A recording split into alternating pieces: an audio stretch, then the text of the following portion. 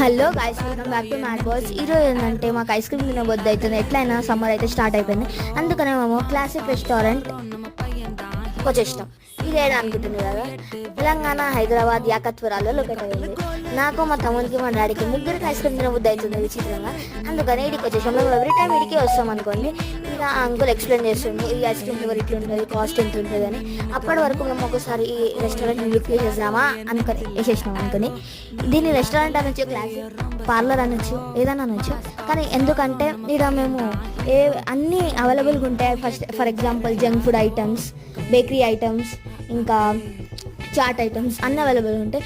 పైన యాంబియన్స్ అయితే టోటల్ ఓవర్గా అంటే మొత్తం టోటల్గా అయితే నాకైతే నచ్చింది దీని యాంబియన్స్. పైన కానీ ఇంకా కింద కూడా టోటల్ మంచిగానే ఉంది అనుకోండి. చైరింగ్, సిట్టింగ్ ఏరియా మొత్తం మంచిగానే ఉంది యాంబియన్స్ కూడా. సరే గాయస్, పోతున్నాం. Bye guys, see you later.